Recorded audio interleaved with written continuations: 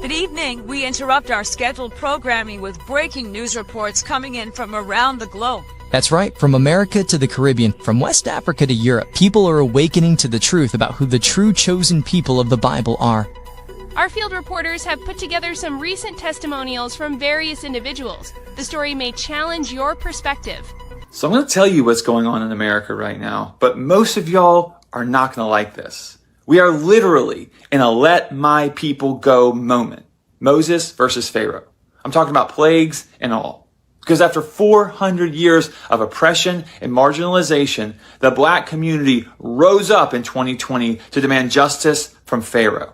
It came with a plague called COVID that left over 1 million people dead. Still, we did not listen. Instead, we hardened our hearts. So more plagues have followed. The second plague was the big lie, the loss of truth.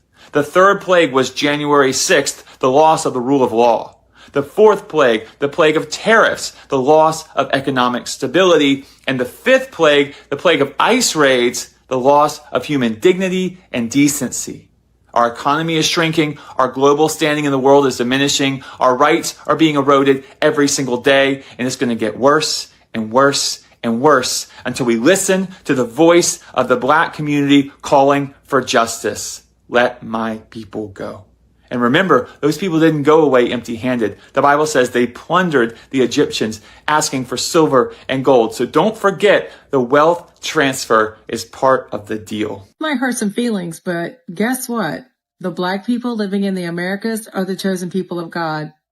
Shalom. My name is Ronette Brooks, and before I get started, I want to say all praises to the Most High. I am a Gentile, and it is very important because I know that Israelites that are in the truth and know who they are going to be hearing my voice. This is not about me, but I do want you to know enough about me that you can know a small piece of my heart. I have known who so-called African Americans are in the United States since 2019. The Most High allowed me to know that they were the tribe of Judah. I've learned since then that it might be some Benjamites in there and some Levites, but all I want to say is I am here with a humble heart, and I am infinitely in awe because I know that I'm speaking to the light of the world. All right, I'm going to stop her right there. How does her and people like her know that we are the children of Israel, but you don't know that? How does she know we are the light of the world, but you don't know that? How does she know that if you're out here condemning people to hell, you're going to end up right in that same pit with them, but you don't know that? I want y'all to think of it. Wake up!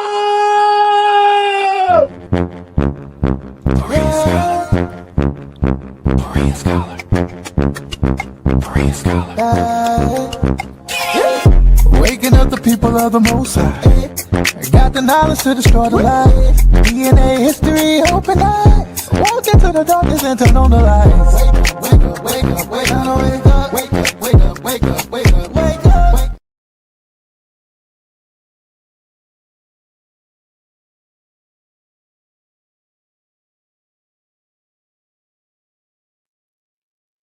Hello, hello, hello. Welcome to Berean Scholar. And we're trying to get my book. Yeah, well, here we go. Thank you for coming. Thank you for being a part. I just want to say hello, Mach Bakar.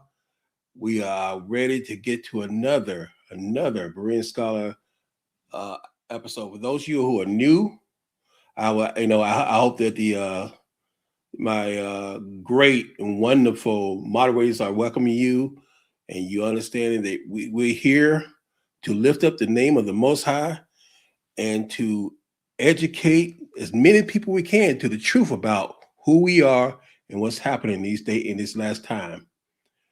I'm having some issues with my screen kept going down. There you go. There we go. I hope you've seen the thumbnail on the YouTube. We're talking about the symbols of the Crafty Council. The symbols of the Crafty Council. if you know, language is one of the most important things we have, and language started long before we had alphabets. The first language we had was symbols. You know, the same symbols you find on ancient archaeological digs and caves and stuff like that. And I put a few symbols on this thumbnail.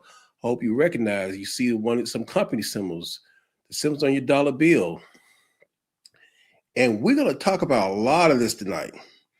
In fact, I got too much stuff to get in the time I have to get it in.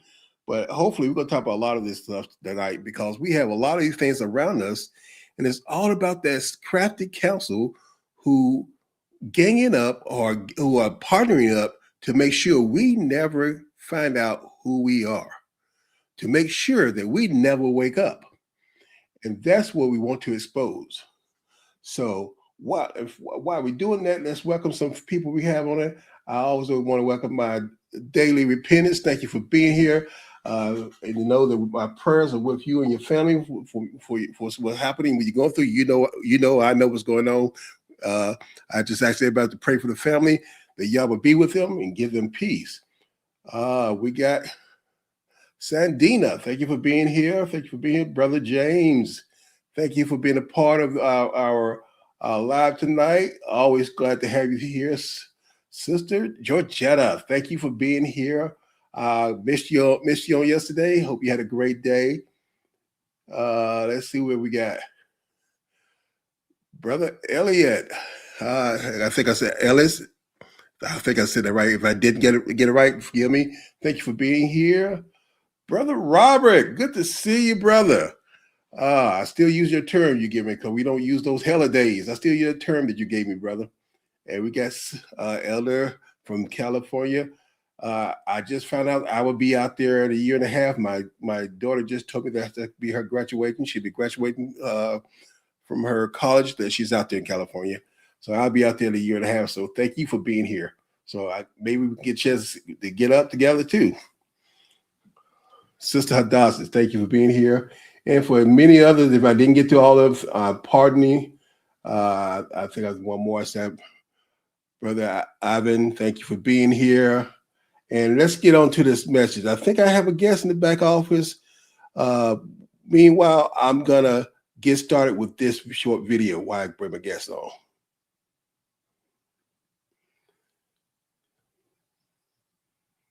I think you should have to take a different oath. Everyone takes the same oath. Welcome to the club number 908. You have joined the sacred order of the stonecutters, who since ancient times have split the rocks of ignorance that obscure the light of knowledge and truth.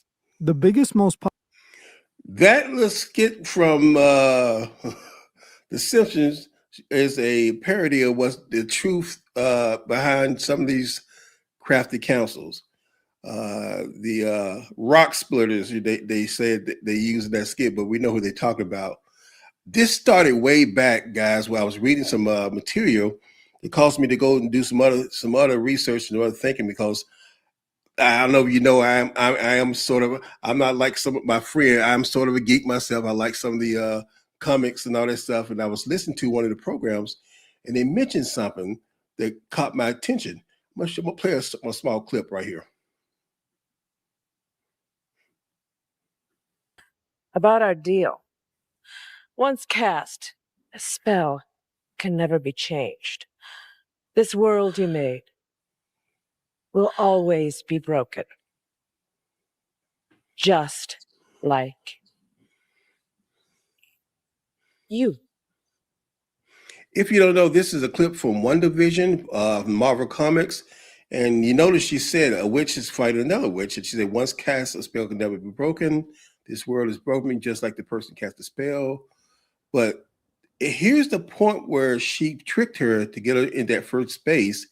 And she noticed how she tricked her when she reveals these marks on the sky. Look behind her.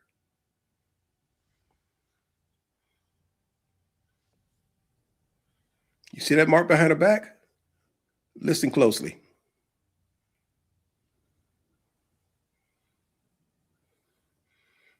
Now she notices them all over now. What are the marks? I didn't know. Runes. In a given space. Only the witch who cast them can use her magic. Thanks for the lesson. But I don't need you to tell me. Marvel has to be messy. Those are called ruins. And as you said, on the given space, only the sorcerer, rich, or whatever cast those, use those magical symbols, have control of that area. And you know, that's just TV, right? That's just something you see on TV, right? And again, this has to do with Marvel. I was looking for a movie that was coming out, looking for information about a trailer on the movie coming out. And I heard that the producer of the movie was spotted in a coffee shop. And I noticed something at this coffee shop. I'm just going to play this video with us because they just dropped a surprise announcement about Avengers Doomsday. That's one of the most disappointing things I've seen in a long time, but luckily we also have some good news about Avengers Doomsday straight from the directors of the film. Let me explain all of this. Now, all of this started a few days ago when the Russo brothers took to Instagram, and they've been posting a new cryptic teaser every single day for the last few days on Instagram. It started with just a plain green square, then we got the logo for Latveria, where Dr. Doom's from. You can see on the left hand side here. They also confirmed they're going to be at South by Southwest London. Then yesterday the Russo brothers posted, hey, June 2nd at 10 a.m. London time, we're going to be doing something in London. There's going to be a big surprise at 2 p.m. London time. As you can see, this has 181,000 likes on Instagram. People were clearly thinking, oh my god, we're going to get a trailer, we're going to get a still image from the movie. But fast forward to today when this event was happening, and yeah, they had a coffee shop pop-up event themed after Dr. Doom and Latveria. As you can see, it's called Dom Latveria Coffee. On the menu, yeah, there's lots of different Easter eggs and references. Do you notice the name of the coffee shop? Dom Latveria Coffee Shop. But look at the letters beneath. Those are the letters that we're going to be talking about. Those are the ruins that the person wanted to say early on. Let me see. Do I have? Can you hear me? Are you here, Pastor Richardson? Are you here?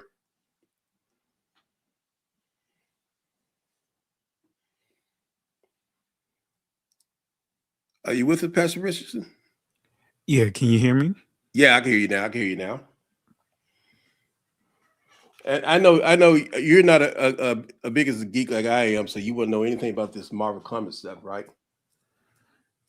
Well, absolutely. You know, I mean, but it's not just Marvel, but Marvel. They've been doing this for quite some time.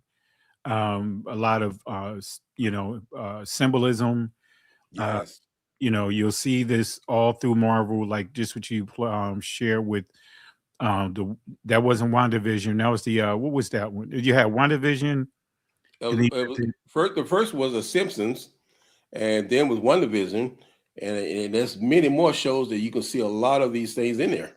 Yeah, but there's a spinoff of WandaVision with the lady. Oh yeah, that's another show, but that was clips. That was the last episode WandaVision I just showed. Okay, because yeah, you have the WandaVision. After that, then you had basically them showing how that other witch came into being. Yeah, and it was, man, it's so. I mean, I had to turn it off. It was that bad, in terms of demonic and just how they just blatantly taking witchcraft and just putting it in your face and trying to make it accessible to our children. Make it accessible to our children, making it a normal thing, like something we see on TV. Like if you see the biggest place to hide stuff is in plain sight.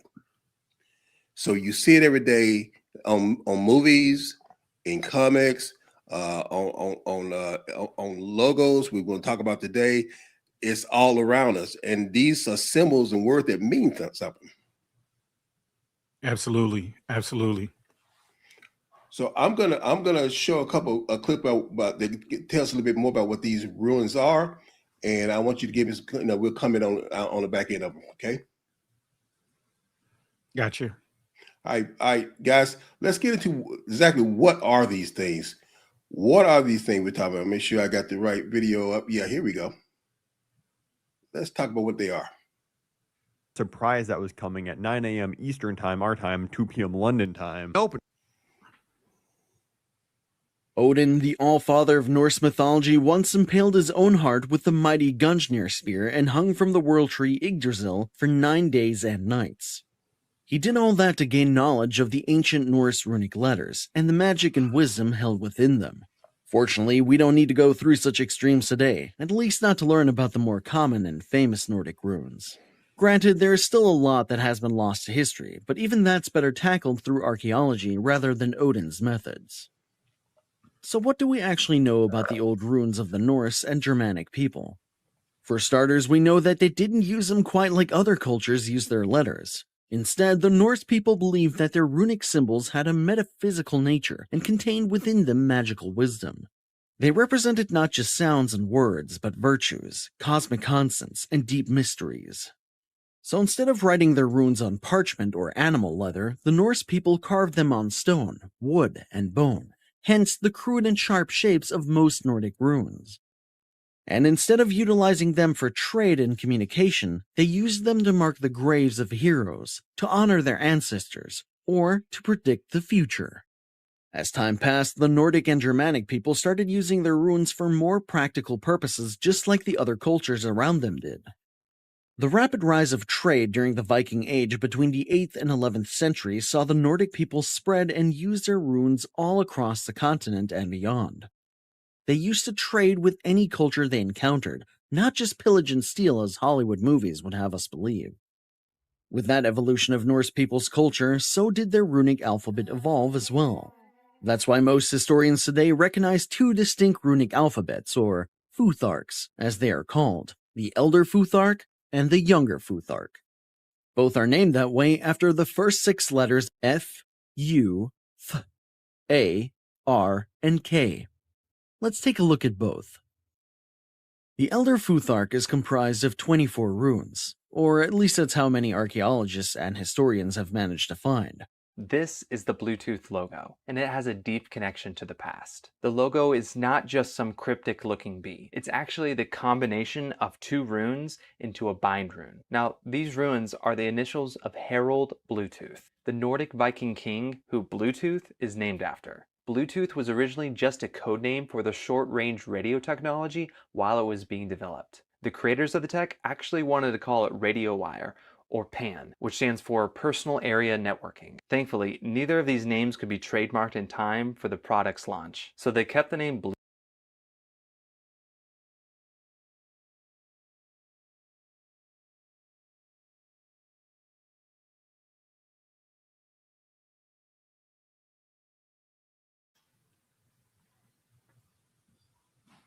You still there?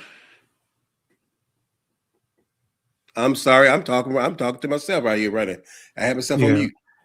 And just while you was playing that, without going into too much of the details, but I did a lesson. This would really have me go down the path of studying the English language, because I did a thorough lesson on this a while, probably about 12 to 15 years ago, dealing with what you're pointing out here. And a lot of it I knew just what you shared here when I was doing a lot of thorough studying on this when I was like in my early 20s. But I did a lesson titled or a teaching titled The Deception of the English Language. And so that's the area that what you shared here is what I dealt with, and this is where, from a linguistic perspective, you'll connect all the dots to a lot of the deceptions that we see here. And this is why I take a firm stand, even with some of the terminology that we use in this English language that's carried over into our expressions when it comes to the biblical text. Because it's, as you mentioned earlier, when you pointed out the normalization of this information, and it's been normalized, and there's a major shift. There was a major shift with language. They call it the Renaissance period, and also the Great Voweling. but it all stemmed from the English language. Right. It all stems from the Norse, basically synchronizing the English language, which is still a Germanic language, but Right. key expressions to the Norse religion. You'll see how, if you study the calendar, you'll see how a shift during that period, they shifted from using Greek related names for like the stars for the solar system, and then they really started injecting the the Norse gods, the Norse Right. deities. So it's so many layers to it, and for me, where it gets to where do you draw the line at is when I see a key expressions inside the scriptures, Right. like the word Lord, like the word God, like the word even I really didn't do much on it publicly because then I know that it can make people feel some kind of way. But even the word Father,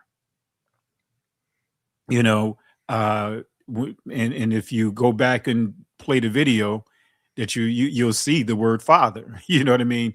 And Right. just the when we say Father, I understand through syncretism, we make the connection with um, the Most High, of course, but when you start looking at the depths of just where these words go to and lead to from the very people um, of that have oppressed us.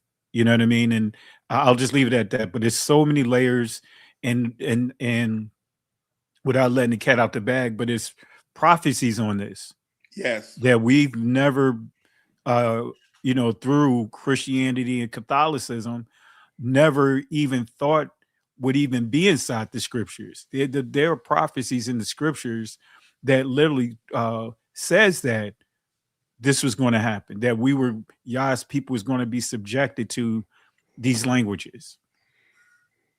And Yah warned us on many occasions to stay away from it. The very verse, Exodus 23, we should have no other Elohim before him. These are links to other deities, and it says 23, 24, thou should not bow down to Elohim, nor serve them, nor do after their works, but thou shalt utterly overthrow them and quite break down their images. And these images are everywhere. Well, it's not just the images, because the images start. I mean, of course, you see the, I would say, from the image perspective, you see the writings of these images, the manifestations of these images, but you actually the images starts with words. Well, It starts within our minds, right? And it starts with how we perceive things. Like, and I think you and I discussed this as well offline, and done a number of teachings on it. But when you read the Maccabees, when it talks about the Greeks wanting to place images of themselves in the text, many would take that from a literal perspective, in terms of drawing pictures. No, it's injecting words, right? And when you see these words, it paints a picture, and going right back to like in that video that you shared, Odin, on the surface, many don't see the connection of Odin. It's like, wait a minute, when studying the Greek and studying the what is called the times of sorrow, or the beginning of sorrows, you see the Greek word Odin. And it's like, wait a minute, that's not a coincidence. No. You know what I mean? Time of sorrow, Odin, is the Greek word for affliction. And then when you see the ceremony, which is called drama, that's what it's actually called, bringing drama, the rituals of drama. You'll see some of the things that are pointed out with this beast, that the Romans, even just their whole rituals, or how they tortured Yahweh Shah. So, and not trying to go too deep with that, but just for those that are watching, those that are listening, man, I will holy text is filled with so much warnings, Yes. so many warnings, but because of the filters of our oppressors that have been placed over it and how we've become dependent on that. What I mean by that is, and I'm not knocking, I love education, but when we get educated in their systems, those systems add additional overlays to where how you approach the scriptures is through their filters. And Berean Scholar, me, you and I talked offline, and you guys heard me express this. You reading the scriptures, passages that you taught out of. You for years. Yep. And then once the scales like Paul got removed from your eyes, you see a passage and like, wait a minute, who put that here? No way that passage was in this chapter. Different. It looks totally different. You know what I mean? And that's because the way that we were, it's kind of like, remember the old 3D glasses? Yeah. With the red and the blue? Red, blue, right? yeah. But you'll see a card, right? That have all this red designs and everything with a word in there. Remember some of the games like that too? But then when you put the glasses on, it removes all the other stuff, and then you can see the word that's actually embedded there. That's kind of like what was happening to us. We have filters that's preventing us from actually seeing the truth for what it really is. So when we do do teachings on this, like using the word God, excuse me, when it says don't mention other names of deities, it's right inside our places of worship. Exactly. It's in our homes. It's in our regular, what we say, dialogue when we interact with each other, just by saying, "Do you believe in God?" Yeah. It's in our everyday life. I mean, everything we do, how we tell time, how our calendar, the names of dates, it's in everything we do. It's in everything. And what go ahead. Now think about this real quick. Think about how hard it is to remove that word God from your vernacular. Even though we know that the ancient Israelites wouldn't have accepted this word, because it means moral deities that die. Exactly. And the root, if those of you who are new to this, if you're seeing this for the first time, Pastor Richardson has done many teaching about the word God and where the etymology, where it come from. And if you notice, it comes from the same areas these ruins come from. Exactly. So it goes even and not going into details with it, but I've done a teaching on this.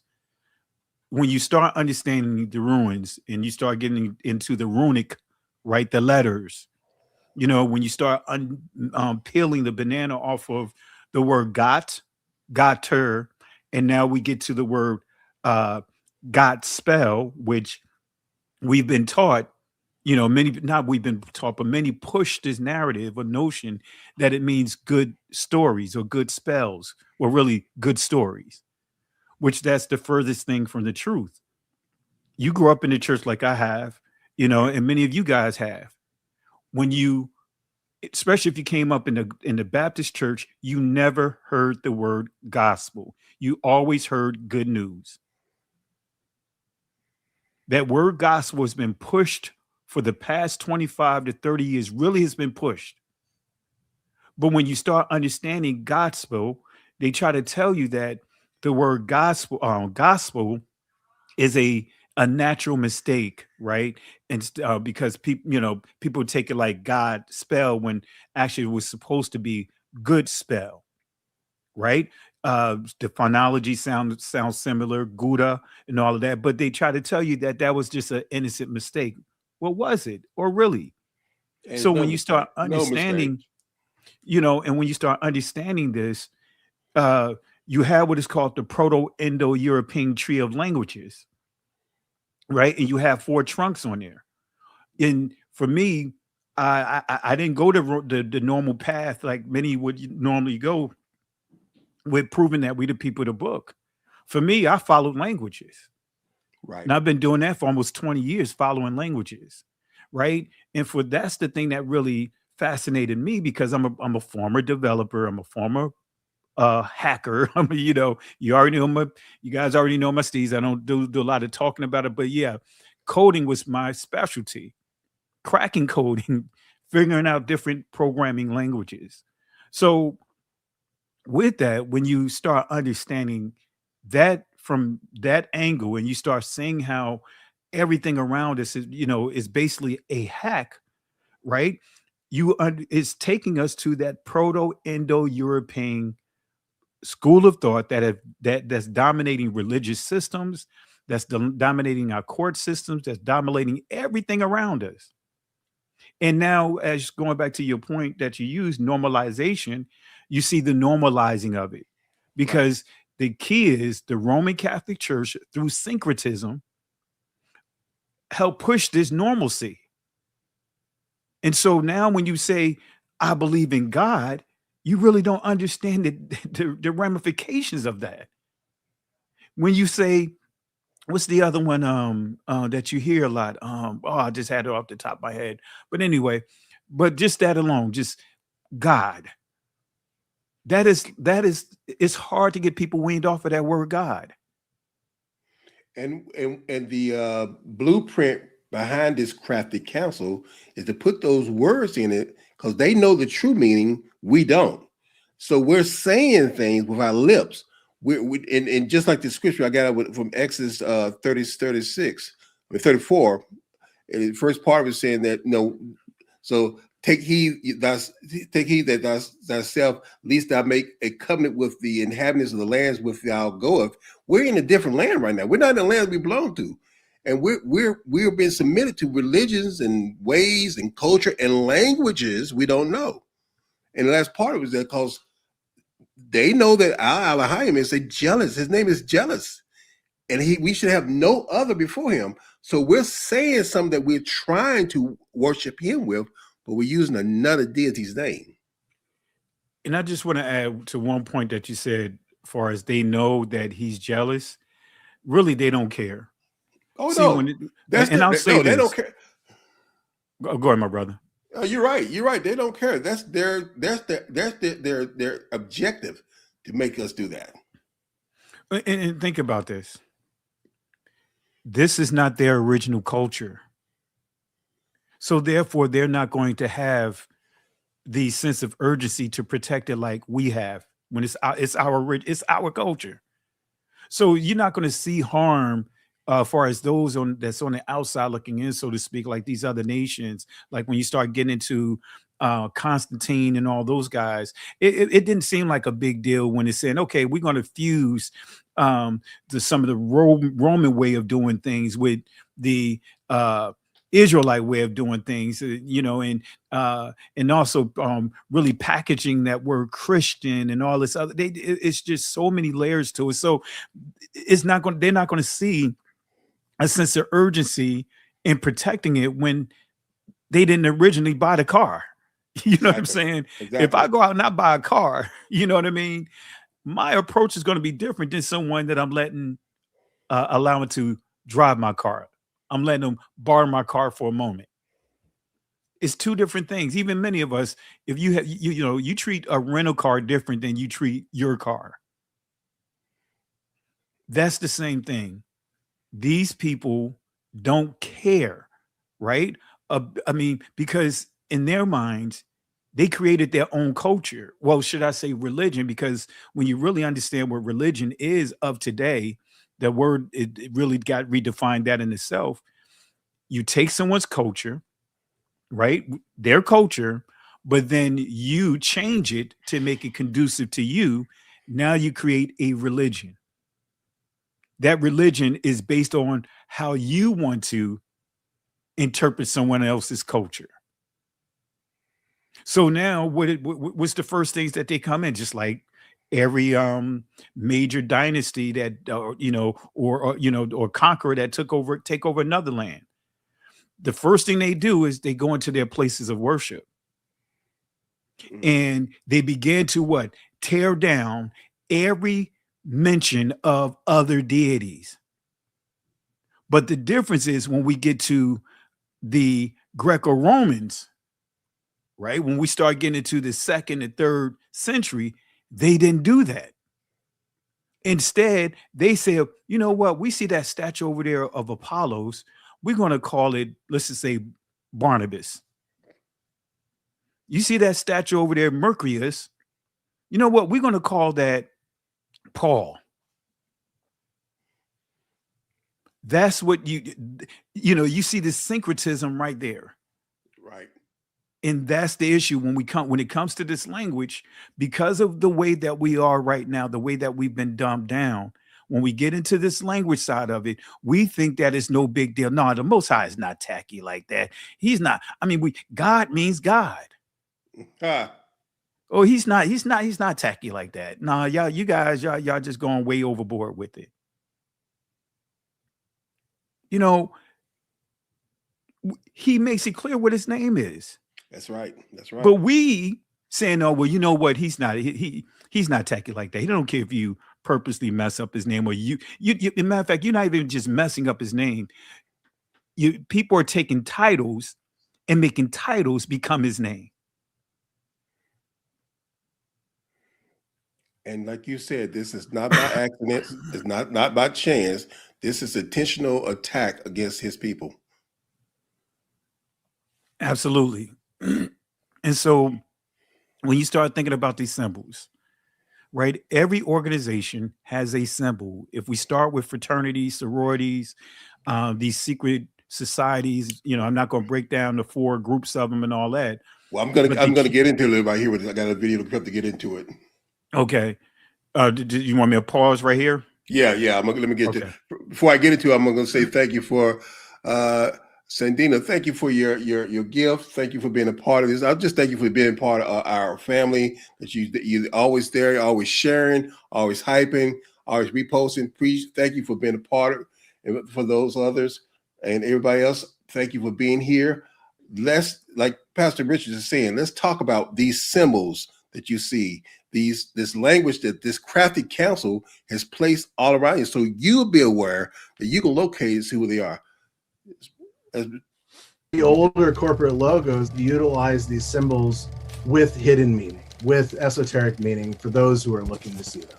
Symbols surround us everywhere. They can be hidden simply within a logo, like the FedEx logo, where the negative space between the E and the X present the symbol of an arrow facing forward. Or they can be complex symbolism found within a simple logo or design like the 7-Up logo.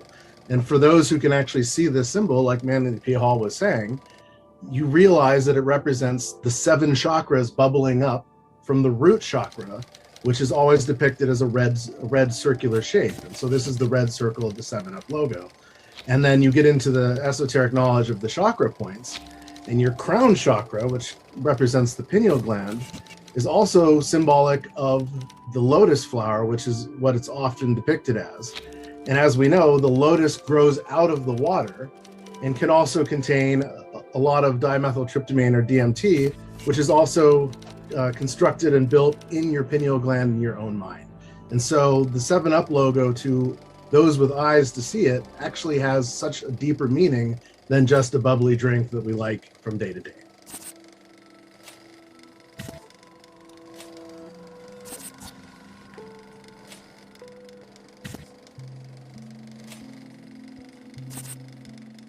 The magic of symbols comes back to 3 simple shapes. And the shapes are the triangle, the square, and the circle. And how do you make these shapes? Well, the circle you make with a compass, right? And so you use the compass to create the circle. The square, you use a squared straight edge or ruler to create a square. And to create the triangle, you use both the squared straight edge and the compass. And it's fascinating that going back into secret societies, the compass and the squared straight edge is the symbology for the Freemasons. And so this is a really interesting aspect, that we're learning these shapes using these old tools and techniques. And what's interesting about these 3 shapes is they can take on 4 different multipliers that totally change their meaning. And these 3 shapes literally are the building blocks for every single symbol and logo and icon out there. And so if we add the multipliers, we have numerology that we can add. And so we assign numbers to these shapes. The triangle has 3 sides. The square has 4 sides. The circle has 1 side. And we add this up and it equals 8. Well, 8 is a magical number, right? In gematria, this is what we would do. We would add these numbers together to create 8. And we're surrounded by 8 every day and don't really realize it. We have 8 fingers on our hands. Thumbs are not considered fingers. If you want to win the game of pool or lose the game of pool, you sink the 8 ball. There's 8 notes in a magical octave, and it starts on 1 note and it ends on the same note, but it's at a higher frequency. We're surrounded by 8 3 times in the day. So the first 8 hours of the day is the morning, the second 8 hours of the day is the midday, and the third 3 hours of the day, or 8 hours of the day, is the evening. And combined, this makes 24 hours, and so on. And so these shapes, definitely take on some interesting multipliers. A second multiplier is adding color theory to these shapes. And so in color theory, we either add light color, everything. Now I'm gonna stop it right here because these goes into different things about these shapes. But these are things they use to make most of these signs, symbols, logos, and stuff to speak their languages to represent their belief system, and put it into their logos so they can signify who's talking to who. And it starts with those 3 basic symbols, and which I did not know. I mean, you probably done studies on this, Pastor, but when I looked at the basic, like we found out that the Bluetooth was a ruin. I didn't know that anybody here who's listened to this program and you are using what we call a USB port, the USB port, if you can see right here, this is a symbol for the USB port. This is what you call a trident. This is the trident from Neptune, and you see those symbols. The circle, that's right. This is universal. These symbols are universal. What else what the word universals connect to, Pastor? Anything else we know that might connect to? Yeah, definitely.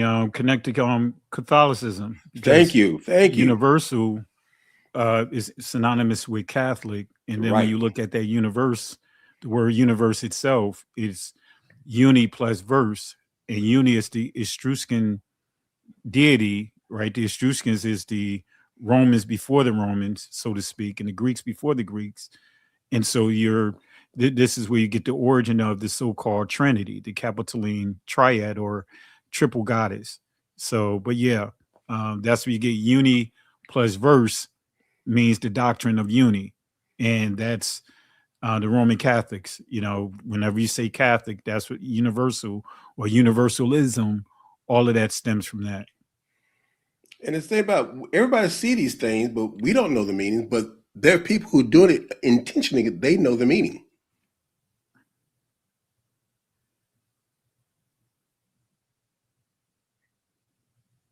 Absolutely. I'm going to take them down. Let's go a little bit further. Let's put this up. Biggest, most popular brands are partly successful due to their logos. Logos is how we recognize brands we trust, and these companies know that. So they spend big money making sure their logo is perfect in every way. These logos become so popular in themselves that people gravitate to them. People every day buy specific brands simply off that logo that they recognize. For the most part, logos tend to represent the brand. However, most people have no idea that most of these famous logos have a dark hidden meaning behind them. While most people look at these logos and only see their favorite companies, people who have an understanding of symbology can see the hidden meaning behind these logos. I myself have spent a lot of time studying symbols in order to make the videos I have made, and it's impossible to unsee what these logos really represent once you notice what's hidden in them. The people who have these logos made love to use symbols with hidden meanings that most of the population doesn't pick up on. These symbols often tie back to the occult and usually play a hidden purpose. While people see these logos as nothing more than a brand, the symbol itself has more power than people would ever imagine.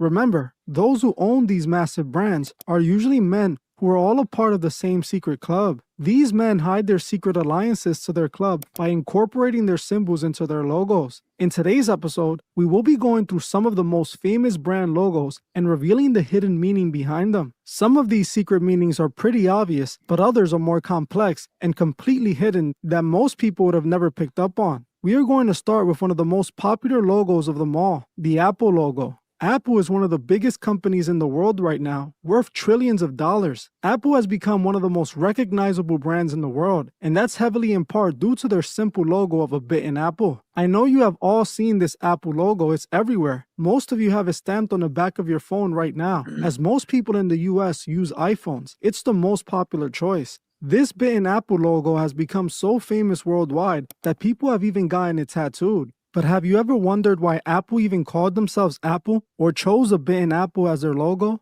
What do apples even have to do with computers and iPhones? Well, some of you might already know this one, but pretty much the rest of the world is clueless. The reason the logo is a bitten apple, it's because it's meant to represent the forbidden fruit. This is why the apple is shown bitten. Now I know in the Bible it didn't mention what fruit exactly the forbidden fruit was. Historically, the apple has been used to represent the forbidden fruit. This is why drawings depicting Adam and Eve are often shown eating an apple. If we look at the original Apple logo from the 70s, we see how obvious it is. According to Apple, the logo is supposed to be Sir Isaac Newton sitting under the apple tree where he supposedly discovered gravity by an apple falling on his head. What the logo really is a representation of is the Garden of Eden and the forbidden fruit, as the logo shows a man in the Garden of Eden sitting under the tree of knowledge of good and evil. This is why it was eventually changed to a bitten apple. The logo of the bitten apple is meant to represent how using the Apple computer was like taking a bite of the forbidden fruit, as it granted you unlimited knowledge. Essentially representing through Apple, you will become as a god knowing good and evil. Now think about it. Millions of people walk around with these iPhones with the bitten apple on the back of it. Pastor, can you pause it real quick? I paused it because I said, go ahead. Now, the reason why I was going to say something, because this is something that I, of course, I already knew this information that you're sharing, but this could always go back to even what I now taught this a number of times about the forbidden fruit. The forbidden fruit is not an apple, orange, or any of the sort. It's conversation. Right. And that's why when we go to Proverbs, it tells us life and death, or death and life, is in the power of the tongue. In a nutshell, what fruit do you choose to eat from? So that's all this is saying here, just to kind of give you guys clarity on what you see here. That forbidden fruit is conversation.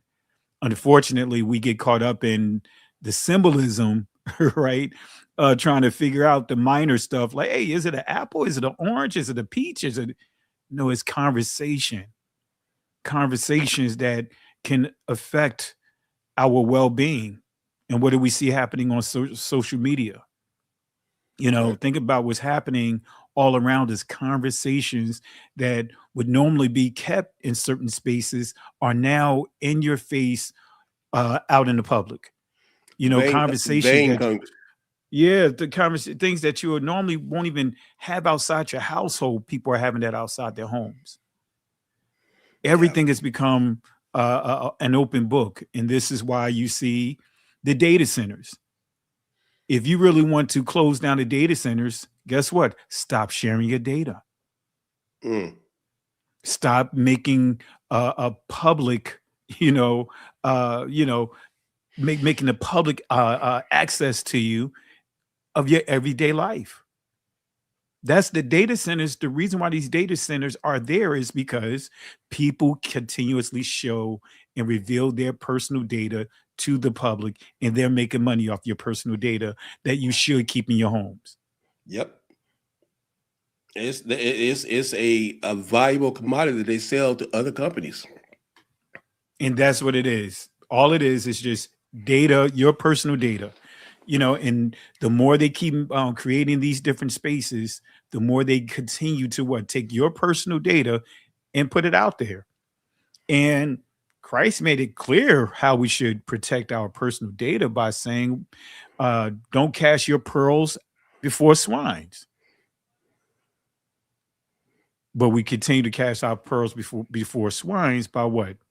posting every detail about our lives. Now people got to let it be known that they're traveling. Right. You got to let it be known. Oh, this is where I'm at right now. You know, everything is now public. And these companies, like I said, they're using these metaphors to make a stance and to make a proclamation to their belief system, their deity. Exactly. But they need finances. Oh yeah. Right? Oh, hey, who's the mindless? They use the word mindless slaves. Exactly. The consumers. We are. And this is the key, family. If you want to shut down data centers, if you want to stop all this stuff, start restricting your data. Don't believe that these guys they care about your data from a perspective of caring about your privacy. No, they care about dollars. So think about how influential your data is, right? They have called cookies, and cookies been around for 25 plus years, right? That's just a simple old little program, little file that whenever you open up your browser or go to a site, they push a cookie onto your computer. Right. So now in that cookie it can contain all kinds of information. It could contain a program to pull everything that you browse for. So therefore, how valuable is this? Well, have you ever noticed, right, with everything now, you go online and let's just say you look for a pair of shoes, and then before you know it, you go to your television, those same pair of shoes are on your commercials. Because now the television and everything is all incorporated in it. So now they can take whatever you like, and now they can customize commercials just solely and specifically towards you. I got one better for you, Pastor. And I'm going to put this to the people in the chat. Haven't you been discussing something that you've been looking for? Having a conversation, let's say in your house or in your car or whatever, and all of a sudden you pick up your phone or you go to YouTube and you see a commercial for exactly what you were looking for. Exactly. How many? If that's you, put a 1 in the chat. If that's happened to you, put a 1 in the chat, because that happens. That's called geofencing. Exactly. They track where you at. They track, and then sometimes they listen to what you're saying, and then they know how to advertise to get your dollars. Exactly. Because I was joking there when we first discovered it, because we were talking about a certain device we need, and we didn't know what to look for. And I said, "Well, we can search that and all that." And the very next day, commercials start popping up on Facebook. Commercials start popping up on YouTube. I said, "Wait a minute! I didn't have to search for it; coming to me." That wasn't by chance. Exactly. Look at all the ones popping up, and it's happened there. In fact, they just had to pass a bill because the government's trying to use this technology too, and they temporarily blocked them. But it's going to happen where they use geofencing data to track people. That means they let me say this: it started with the government. Oh, yeah. All that geofencing and everything, it started with the government. But you know, it's the government that got a copyright on it. Oh yeah, they started it. It's everything. So geofencing, all of that was created by the government. They got the patent for it and everything. And the internet was a government tool for communication. Facebook. So all this stuff you see, let's just start with the internet. Everybody give the United States government money, foreign companies and all, because they have to access what? TCP/IP, which is the foundation for the internet. So again, family, to Marie and Scarlet's point though, when you start really understanding this beast system, right? it's all about your data and authentication.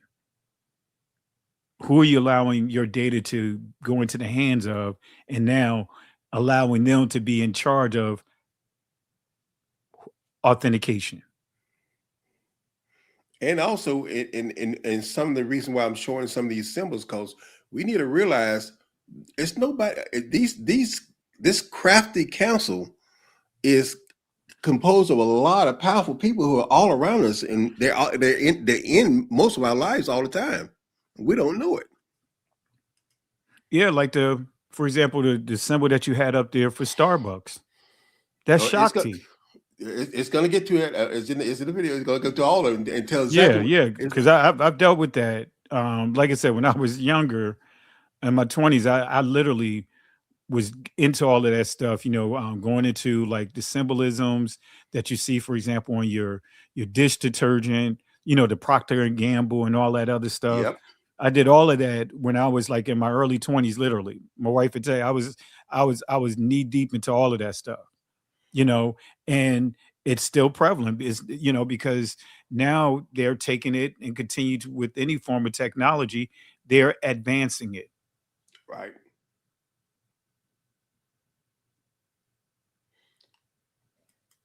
You ready to continue? Yep.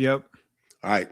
Now, guys, like I said, pay attention to some of these companies so you know who you are familiar with.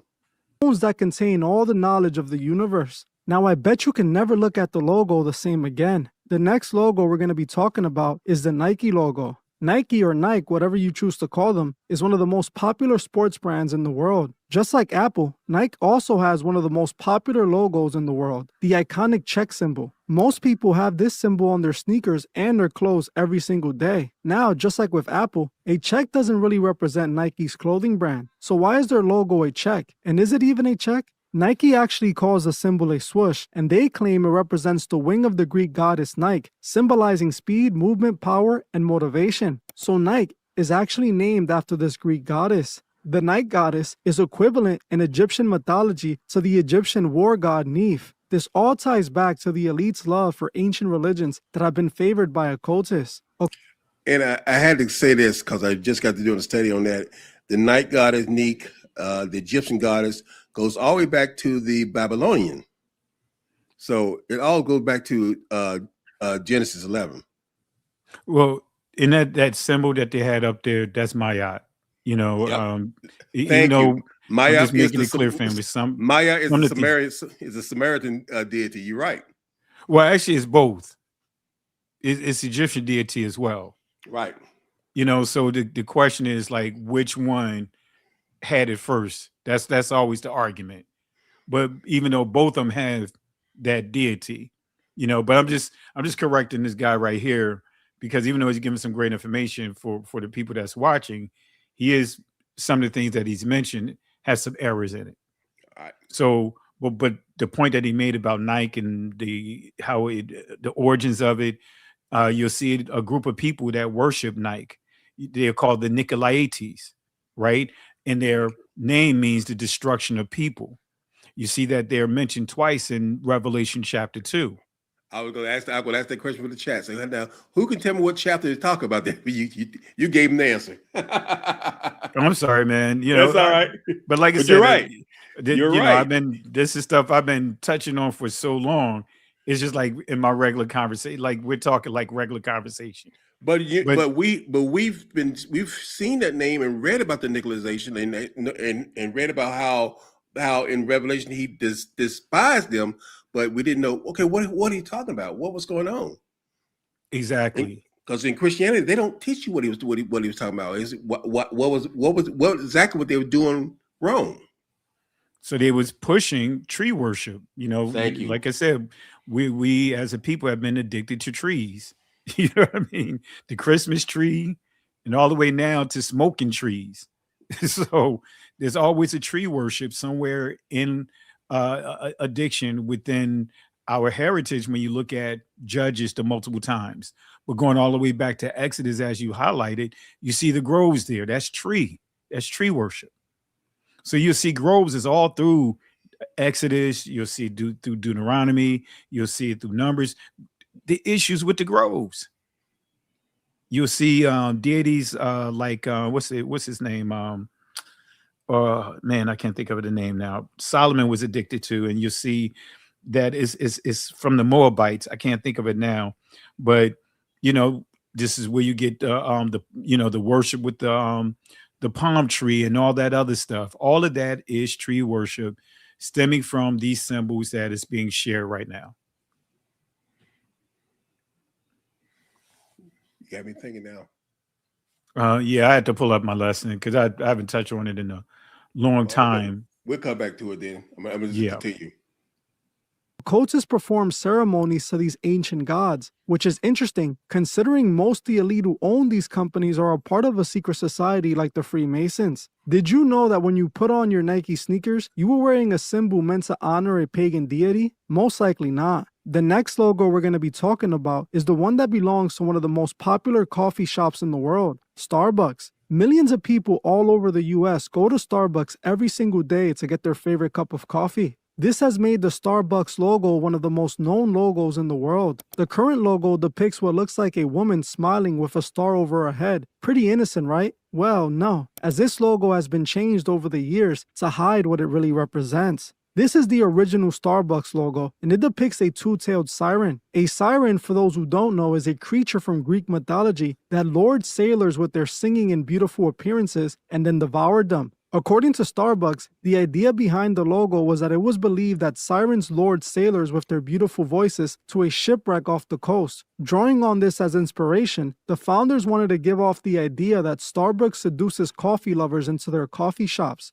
The siren already is a bad indication, as Starbucks is claiming that they are luring coffee lovers into their demise, as that's exactly what sirens do, trick sailors and lead them into shipwrecks. The symbol also has a double meaning, as it has roots in alchemy, as a twin-tailed mermaid is an alchemic symbol that represents the union of earth and water, which is a representation of the great work when two opposites come together. Something else that many people have pointed out, when you flip the logo upside down, it kind of appears like Baphomet, another deity that's worshipped by many occultists. Not only does the symbol indicate that their coffee shop is somehow a siren, luring customers into their doom, but the symbol also openly shows its connection to the occult. The next popular logo we're going to be talking about is the Gmail logo. If you ever sent an email before, chances are it was through Gmail. Gmail is one of the most popular email services available today. Most of us have Gmail installed on our phones right now as we speak. The logo for Gmail is this symbol of what is supposed to be an envelope, but most of the world doesn't know that this logo has a double meaning. In order to clearly see it, we must first look at the original Gmail logo, which is this one, a red envelope. While to the average person, this looks like a simple envelope, to a master mason, this symbol represents something else entirely. The logo is actually a representation of a trim Masonic apron. The Masonic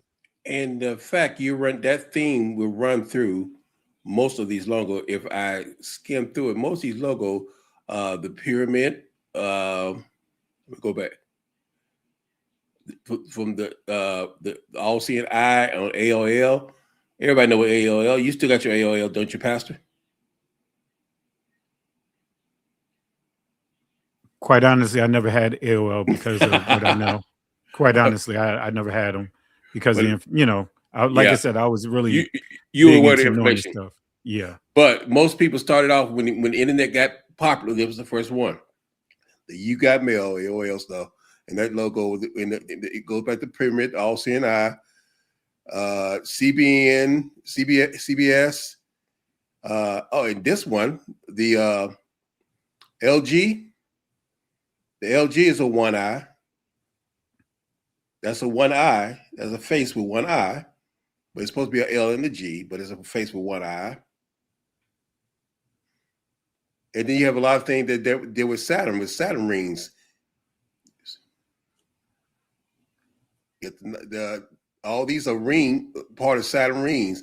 This is Samsung.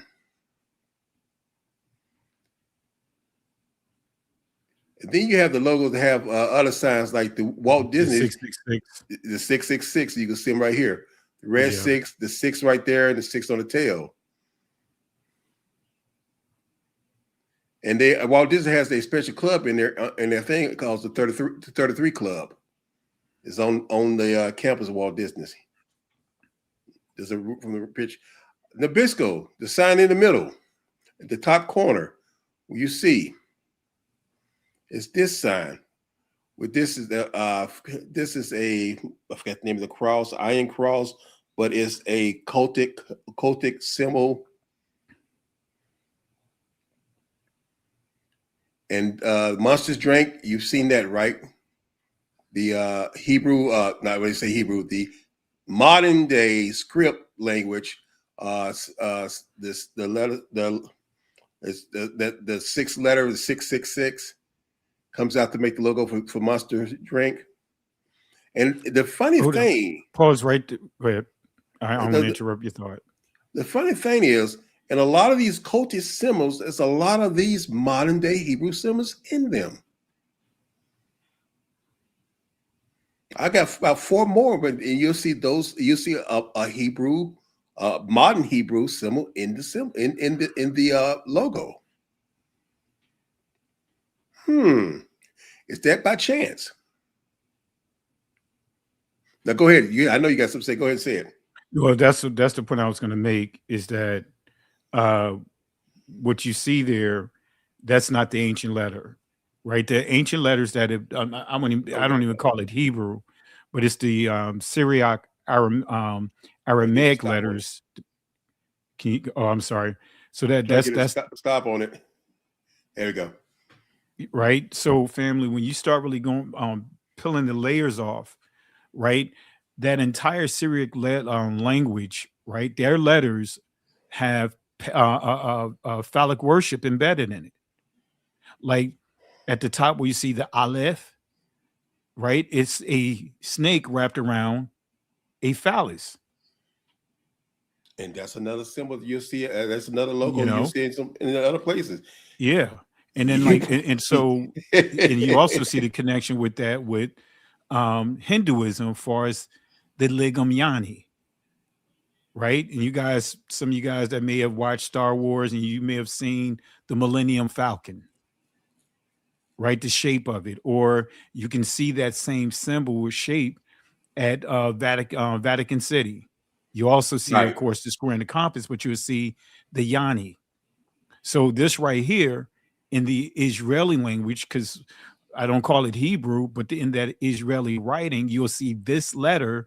And this lettering is not just, as you pointed out, it's not just with the Israeli language. It's in a number of other, I would say, deceptive ways of communicating using these letters here.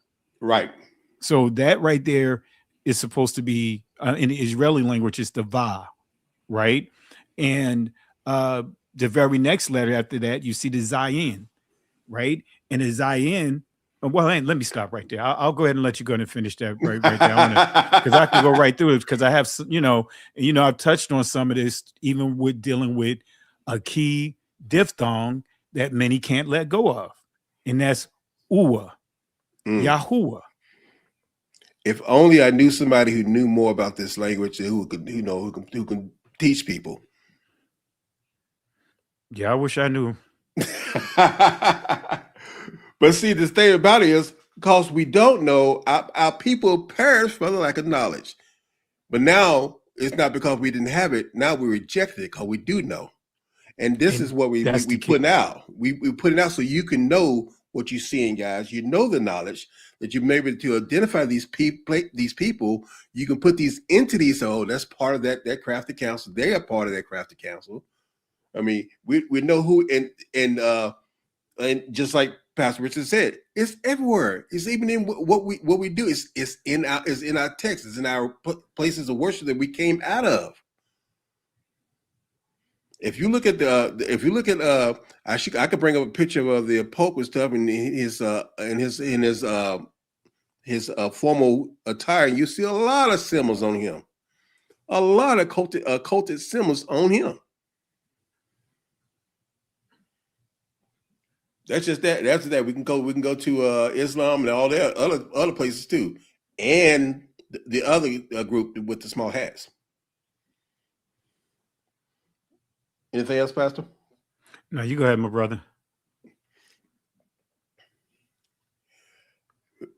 I'm gonna go sit here. I'm just show a couple more of these logos. Oh, this one's a good one. You've seen this before, right? Oh yeah. You turn them upside down, you got sixes. Those E's are 60s. You turn them upside down, there's sixes. I'm just gotta get. That's the all-seeing eye from Time Warner. And this one right here is dollar bill. Mm-hmm. The dollar bill has so many that it deserves a shot by itself. You see if it come up. Is it up on the screen yet, Pastor? Yeah. On the back of the dollar bill, you have so many signs. You got the all-seeing eye right here. Mm-hmm. If you count the levels of this pyramid, you'll count 13 steps. Now, just so that way you guys may not notice, right? Scroll up to the top of the pyramid, right? With this pyramid and the whole symbolism behind it is when you start understanding like Nimrod, right? That whole the key to that symbolism is that they all understood the Most High dwells. They call it sacred mountains, Mount Zion, sacred mountain, right? So the whole thing was to build it up so that way they want to build their own mountain and they stand at the top of their mountain and look the Most High in the face eye to eye. So the pyramids are supposed to be sacred mountains. That was their way of making or trying to make their version of a sacred mountain. And every pharaoh is supposed to be a type of deity among their people. So this is why you see so many different pyramids that have been made after a successor, right? So at the top here, that's supposed to be represents the Eye of Horus. Right. All right. So I just wanted to point that out, that this right here is supposed to be a symbol of a sacred mountain. And I'm glad you brought it back to Nimrod, because it goes back to where the very first time when we said no, y'all, we're gonna do it our way. We're gonna look you like we're gonna do it. We're gonna do it our way. And that same spirit is alive today. The spirit of the Antichrist is that I'm gonna do it man's way. I'm gonna reject the Most High, and I'm gonna do it my way. Absolutely. And like you see the number, if you count them, like I said, you got 13 steps up to that one. If you go down to the corner, where are we at? We have let's see, there's a lot of 13s in this thing. Right here. Okay, right here. 13 stars. 13 arrows. There's 13 leaves, 13 berries. There's 13 stars. Now, and those berries is synonymous to the mistletoe. Exactly. Which is a poisonous parasitical plant. Colonialization, right? That's a parasite. And this is not an eagle. This is a phoenix. Yep. Which is also a bird from ancient Egypt. Mm-hmm. And going back to Mayat. Exactly. And guys, you say 13 is all over the place. They will tell you it was called the 13 colonies. But this dollar bill wasn't put out to 1862. At that time, there wasn't there colonies, there were states. It was 34 states. So why would it, if you look at the bills that we had during the colonies, I wish did I keep one up? They're totally different. So that's just a ruse where they say that's why we put them there. They put these symbols there because they know who they're hailing. They know who they're speaking to, who's controlling what. Any comment, Pastor? Oh no, go ahead, continue. So we got symbols all in your pockets, because I was seeing in the chat people say, I don't want to get that anymore. I ain't gonna buy that no more. But see, you use these symbols every day. Oh, go back there. I thought you was going to hit on one key point, and they may not have it on this dollar bill. Okay. Where you want to go to? Zoom in around the edges. Let me see if you see it. Go to the right. Oh, I know you're looking for. Are you looking for that owl? Mm-hmm. He's up there. Is he on the right side?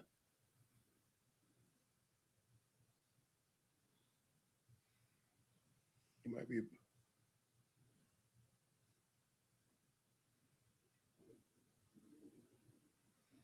Was it that or the $5 bill? No, it's on the $1 bill. Some have it on it, but others don't. But nevertheless, that owl represents Lilith, the owl. Right? And you'll see her mentioned in Jeremiah. No, not Jeremiah, but Isaiah.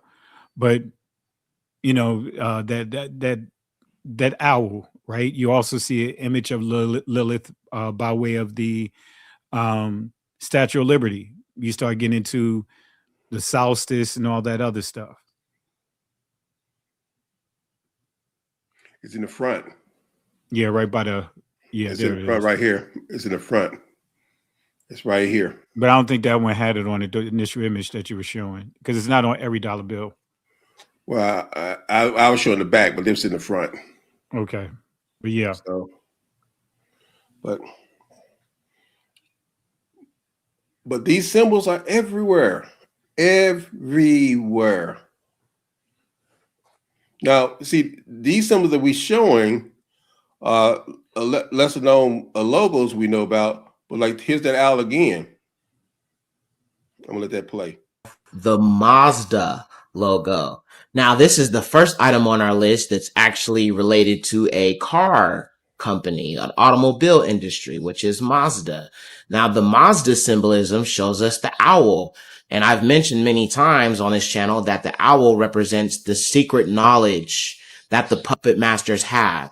They feel like they're better than us, they're smarter than us because they have this knowledge. This is exactly why they go to Bohemian Grove and they pray to a large owl. It's also the Google Chrome browser. Now, when you look at it, it doesn't really look like much of any. Now, the browser is a bunch of sixes, but that Bohemian Grove, I remember you did a teaching on that too, about the groups that go there in that large statue of the owl. So.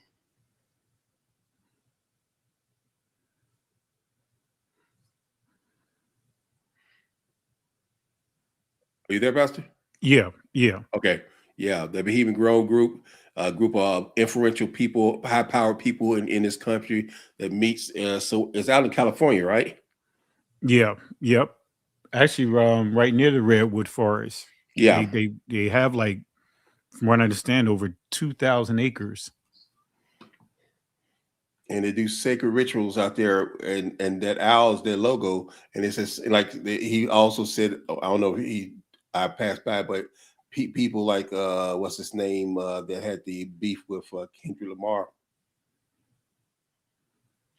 the Canadian half. Oh, you talking about Drake? Yeah, Drake's logo is the owl. Yeah, same owl. So, and some people do have these logos of just to state their loyalty to these groups. Now, the Walmart's supposed to be martial law, but the Kellogg's, there's another way they put sixes in their logo. And of course, it ends up all pinning back to this group. Why always this group? It's almost like that goes back to that chart we did, don't you think, Pastor? Going back what again? To that chart, that chart of Moloch. Yeah. But there, guys, these labels, these groups, there's so many more. I mean, we'll be all day going through some of these companies that are out there that shows these groups. But I just want you guys to see that this crafty council, we talk about people who are scheming against us, who are controlling our government. You know, last night we had a discussion about what they're doing and the big monies who are buying things and putting poisons in our food. These people do not care about us because they have a agenda, and is against the people of the Most High because they're against the Most High.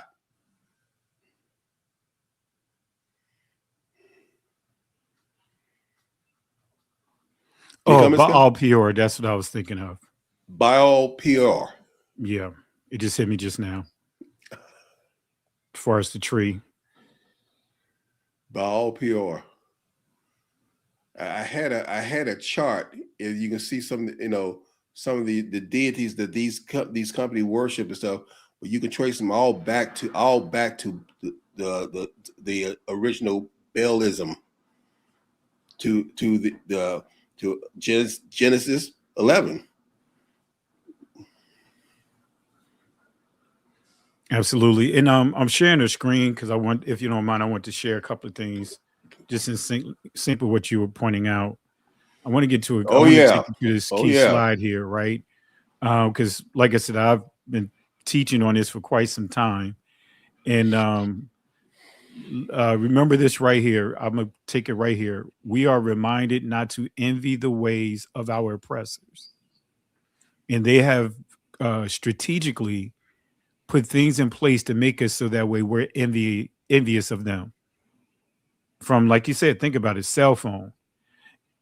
If you don't have let's say an Apple phone, you know what I mean? And someone got an Android phone, the animosities between the two. Yeah. It's just so many different layers to it. I'm just using that as an example. But when we start getting into these fraternities and sororities, right? Let me go to the first one first. Actually, no, I'll just do this here. Since we're already here. That symbol right there is the delta, right? It's also a yani. I know many would just focus on the pyramid, but it's also a yani. So this is the Delta Sigma Theta sorority, right? And this is coming directly out of their ritual book. And they say, we believe in a spiritual life, but we leave to the individuals the selection of the median for its outward manifestation, right? And these are different medians right here, family. William Fold, he's from the 1948ers. All right. The 8-ball. You guys probably seen these things before. And I remember, growing up. You mentioned it with a kid. So the old school had the 8 balls and all of that, but the Ouija board, portal. All right. So how do we tie all of this together? This is coming directly out of their stuff. This is why Minerva, the goddess of wisdom, is our sorority mentor. But they say they leave it up on you, to the individual, on who they desire, who they worship, right? And as you can see here, just to give you guys, tying it into what you just pointed out, Minerva, Roman goddess of wisdom, and the moon derived from the Etruscan goddess Minara, or Minerva, probably a crone aspect of the original Capitoline triad, and that's triple witches, right? A Latinized Athene, her totem was the same as the Athene, Lilith, and the Welsh goddess Blodeuwedd, an owl, right? You see this in Disney cartoons. Blodeuwedd, right? What's that movie with the ice movie and all of that? The cartoon. Frozen. Frozen. Frozen. That's this. So, which consequently became known as the bird of wisdom and of witches. Right now, some of you guys may not know this here. This is the Capitoline triad. These are the triple witches. Right. This is starting from right to left. This is the crone, which also is referred to as the hag. Right. In other words, the older woman, right? The elderly woman, right? But they're all witches. Because if you go back and look at some of the witch movies, you'll always see 3. Right. And I didn't know that because the video, I have a video back here, but the symbols that the headpiece, you have the full moon in the middle, you have the new moon is the youngest one, middle-aged one, and the crone is the waning moon. So exactly. That's a symbol too of the triple witch. Yeah, and that's still also dealing with a cycle of a woman. Yeah. Right. And notice the middle one, right? The mother, she's referred to as mother. And notice where her hand position is, right? Over her womb. Then you have the damsel. And I remember this probably like 10 years ago when Beyonce got an award, and they were on the stage in this position. As soon as I saw it, I was like, man, she just got it right in your face, and people just not paying attention to it. Let me zoom in so you guys can see. Look at the position, though. Even though they're in a reverse position, you see the damsel, the mother, and you see the crone or the hag. And if you look at what she's wearing, she got the uni, the yanni, the U-shaped yanni. And this was done intentionally because this is when she was pregnant for the womb. This is the Catholic symbol that actually has the crescent moon from Islam in it. The same thing that you see the Pope carry around. Yep. So, family, I'm just, showing you guys, so you can see the depth of this. Remember this from, I think it was a movie. Oh, I can't think of the name of the movie. I've been so disconnected from that for a while, but man, I can't think of the movie. But she was in it, the owl, right? But look at what she has on. Look at what she's wearing. It's in your face, right? And a witch. What is a witch? Here's some names that you're going to be familiar with. There were many other words for witches, such as incantatrix, lamia, saga. Look at a name that you see here, Maga. Maga, that's Donald Trump. Maga is actually in this the Church of Satan. Is the 5th degree. Wow. Right? So you see Malefica, Sortilega, Strix, Benefica, right? Let's see some other ones here. Let's see. Let's go back here. You have Barricularia, Stick Rider. That'll be synonymous to Harry Potter. Yeah. You have the Fascinatrix, one with the evil eye. Do you see that a lot with some of the images that you shared? That's synonymous to the eye of Horus. Look at here, the screech owl. And that's what you see in a lot of these cartoons, these movies, these references. You see Pixidria, keeper of an ointment box, Feminia, Saga, wise woman, Lamia, night monster, incantator, worker of charms. And then you see Magus, which is the male version of Maga. All right. So, and when we look at the screeching owl, real quick, as I mentioned, Isaiah, right? This is Isaiah 34, verse 13 through 15. It says here, and thorns shall come up in her palaces, nettles and brambles in the fortresses thereof, and it shall be an habitation of dragons and a court for owls. Verse 14, the wild beasts of the desert shall also meet with the wild beasts of the island, and the satyr shall cry to his fellow, the screeching owl. Now, this is transliterated to Lilith, but in the ancient Hebrew, it'll be La Yalal Yath, right? Lilith, but you don't see that in the translations that you read, right? It was the 1948ers that created the story that of Adam having a first wife named Lilith. Yep. They created that because whenever they come across words that they can't really define or can't really explain, they create their own doctrine off of it. They create a narrative, a fable. But nevertheless, it says here, the wild beasts of the desert shall also meet with the wild beasts of the island, and the satyr shall cry to his fellow.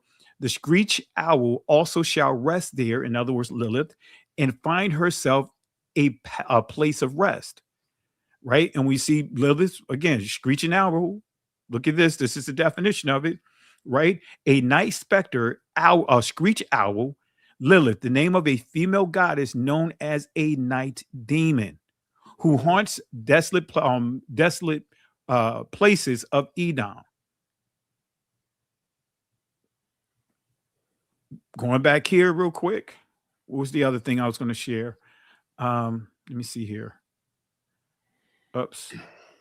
And go back to what you said when you started this off about we should not be envious of the in fact, I read that and I think it was Exodus 24, but being envious of the ways of the lands of people we will be among. But these Greek organizations, these Greek symbols, these Greek things that we embraced in, like you showed on Beyonce's Word from the Catholic Church, these Greek things we embrace from these religious institutions, and we have even people that call themselves Hebrew. We are embracing Greek words for worship, but yet we're supposed to be set apart for the Most High. And family, just to land back on that even more, what you see on your screen, this is coming out of their own handbook, right? Look at who they are making clear that they have a connection to. The most direct line of descent from Greek societies to America is the Freemasons, called Masons. Historians of American fraternities and sororities trace most of our rituals, ceremonies, and rites to the Masons. And I have an image here, and I'll show it real quick.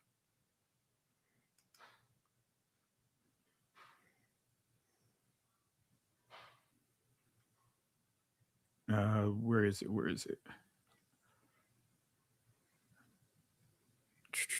Right here.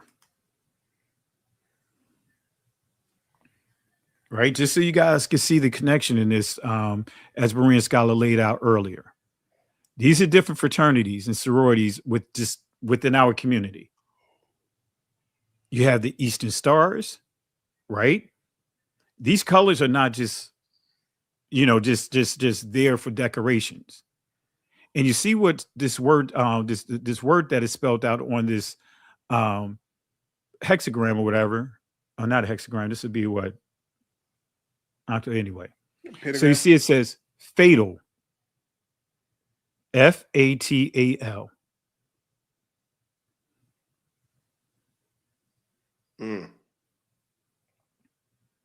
Right? You see the Freemason side, right? That's the Eastern Stars. This is the Freemason side. And if you pay attention to it, this looks like a goat head. On this side, all we have to do is put lines across here. Wow. Thanks for the correction. Pentagram. I couldn't think of it. Pentagram. 5, because it's the 5 sides. 5-star, yeah. Yeah. So look at what you see, all of the connections here. But this is the other thing I want to point out. These colors have meaning when you start understanding witchcraft, family. And I want to say this to the women: be careful with your hair colors. That when you start getting those hair dyes and all that other stuff, they have meaning.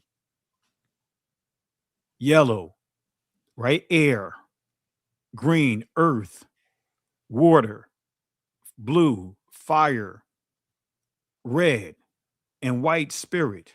Because a lot of our sisters were getting their hair dyed white. And I had to literally deal with this at our ministry. This is about 8 or 9 years ago. And I was just teaching this. And just so happened, right? It was actually it happened in 2 different settings, right? I was teaching this one setting. It was like 5 or 6 women came into our ministry on that day and had one of them had on color hair like this. And we may have it on camera, but came in and literally had to cast out demons. Literally. Wow. This stuff is real. In the ministry, they came in and literally, I was just doing a teaching on this, literally in the midst of doing this teaching. They were sitting in the rear, then they came up to the prayer for prayer. But they were trying to inject their stuff, try to drop it in the ministry, because they had this spirit of parakeet going on, or ventriloquy.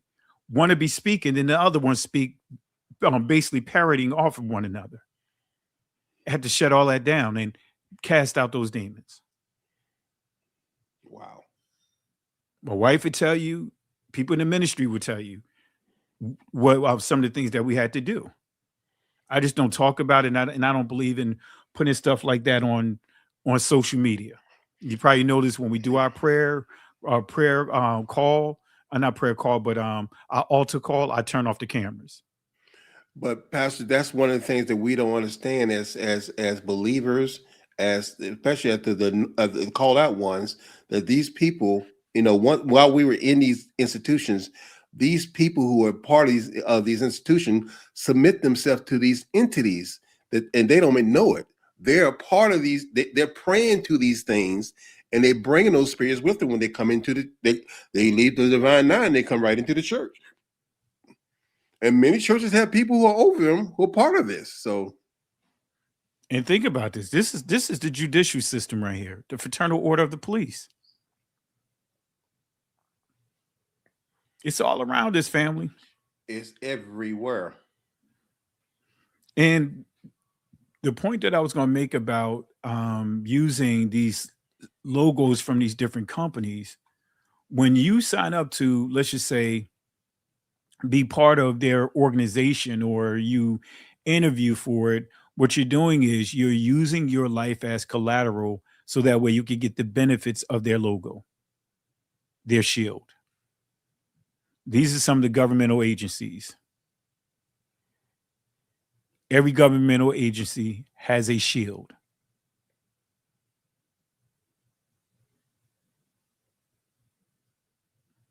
All right. I'm not going to go into all of this.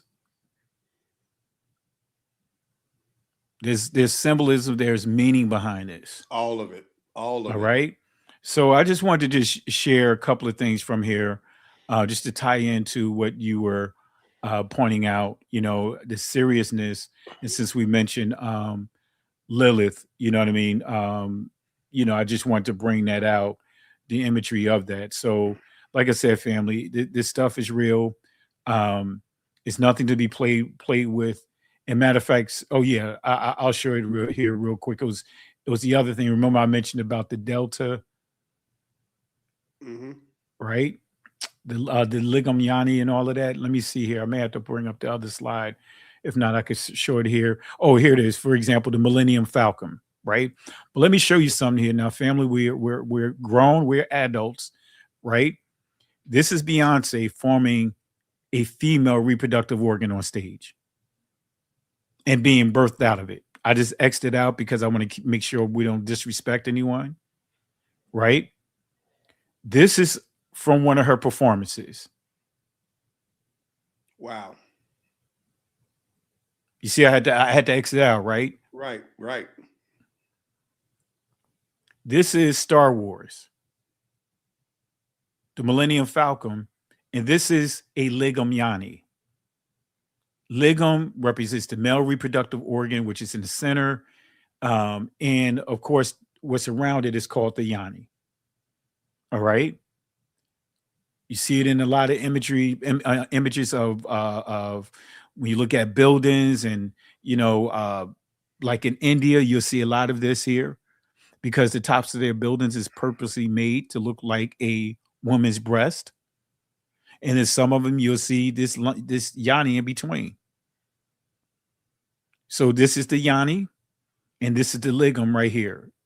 So many of them, it's all around it. I'll just leave it at that. Right? It was another one. Let me see here. I'm just fast forwarding. All right. This is some of the different deities within the fraternities and sororities. I want to skip through. Let me see here. I was looking for it. All right. This is Hinduism, family. Right? Notice I had to cross this off, right? Because behind it is, in the center is, you see that Yani a little bit? In the middle of it is it's phallic worship. Matter of fact, let me see here. You see what I mean? I'm crossing it out because I don't want to grow, you know what I mean? So that's a sexual ritual, and they're performing right here.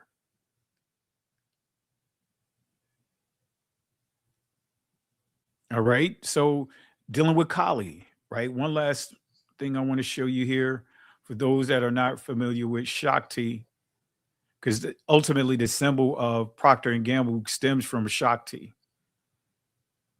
And I thought I had her here.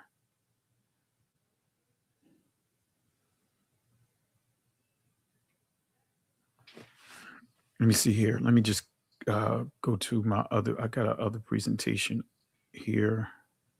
Let me see here. I'm just going to copy it over real quick. I did a lesson called Unnatural Affection. And man, that was a deep one. And just while you looking that up, just to let the people who are there, I want who are there again. Thank you everybody who's here. Thank you for liking and sharing. Please come back afterwards and put a comment in the video so we can get this out. If you can, hype it. Make sure that everybody get this.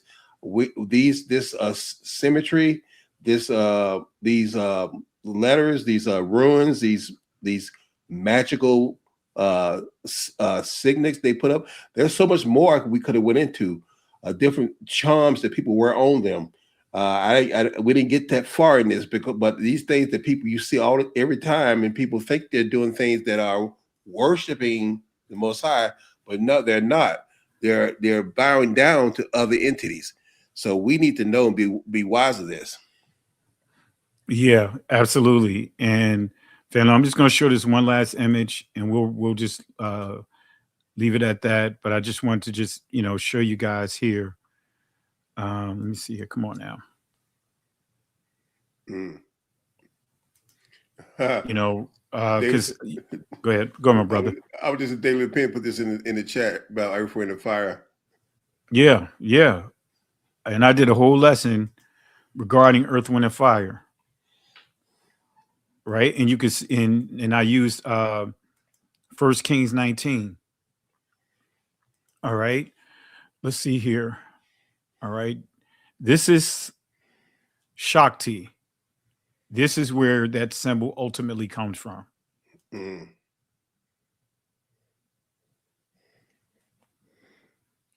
that statue sits right outside the urn, not the urn, the Starbucks. No, not Starbucks, but it's the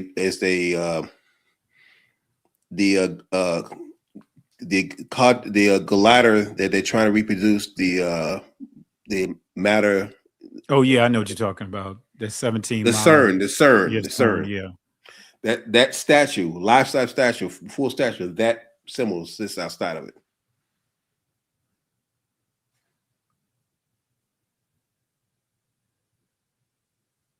So I just wanted to share this, family. There's more we could share, but this is where ultimately that Starbucks image comes from. It comes from her. All right, that's all I have, Berean Scholar. And I mean, these symbols like this, that symbol you just put up, that symbol around it. I'm gonna show some more symbols. You want me to zoom? Oh, you want me to zoom it in, or you say you want to show? I just want to show. I don't want to play, but these symbols, we talk about the Ivory the Tristis. That's but I was gonna get to the one about these. Here it is. The Ouroboros, that circle, that snake eating snake, that snake eating itself. Mm-hmm. That symbols that you saw around that. But man, these symbols are everywhere. That's that Dabisco symbol, the Viking cross. And that's again the ruins. But these things are everywhere, guys. And we like I said, we'll be here all night going through all these. But this is what we didn't be aware of. And guys, like Pastor, I'm glad you brought that up. How this is engraved into our language. Yeah, you hit it on the nail. It's in our language. It's what we see, what we do, what we use, product we wear, companies we're involved with, clothing we wear, and the money in our pockets. And think about it, family. I hate to sound like we're being scammed, but we are. Many of us are paying for the delusion. We're paying for them to deceive us.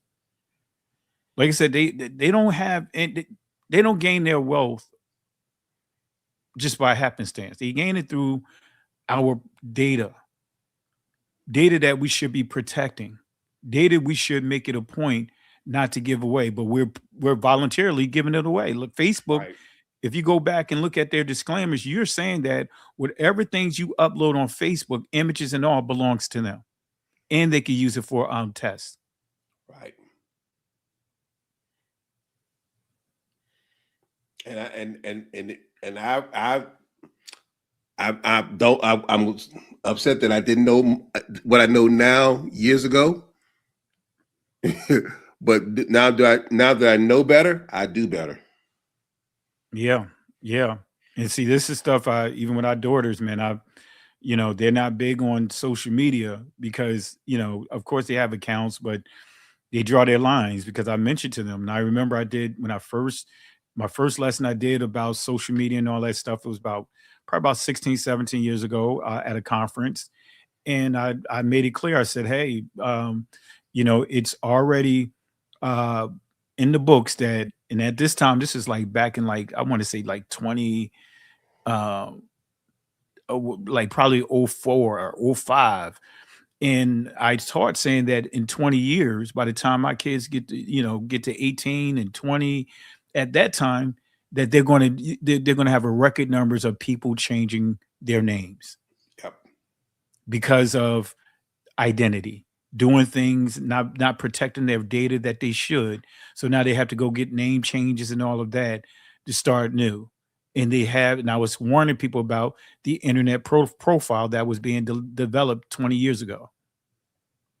That everything you do on the internet is stored, and they can use that as part of your investigation. Yep. But folks, there you have it. These symbols of the Crafty Council, these things that we know and we live around all day. Now you won't be able to look at these commercials or look at these things the same. Because like you said, I didn't know.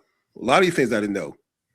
Some of the things I've been brought aware of because of some great information I had to read. But this is awakening. This is an eye opener. And now that we do know better, let's thank the Most High that we have the opportunity to do better.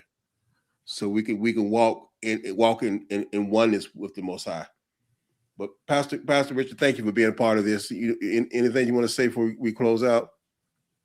I'll just say, like I normally say, Exodus chapter 14, verse 13 to 14. Fear ye not, stand still, see the salvation of Yahweh. These Egyptians that you see here today will not have power over you again. The Most High will fight for us. But the kicker is we have to hold our peace. Can't go back, can't stay here. Keep moving forward. Shalom. Shalom. Keep moving forward, brother. Thank you, brother, for your cash out. Thank you for being a part of this. Thank you for liking and sharing this video. And we'll see you next time. May the Most High bless you, keep you, and His face shine upon you. Shalom. What do you think about this topic? Remember to be a Berean scholar, as it is written in the book of Acts 17 verses 11 to 12. Now the Bereans were more noble-minded than the Thessalonians, for they received the message with great eagerness and examined the scriptures every day to see if these teachings were true. It's time to deepen your understanding and see your reflection within the sacred pages. Please click subscribe, and click the notification bell to stay up to date with the Berean Scholar channel.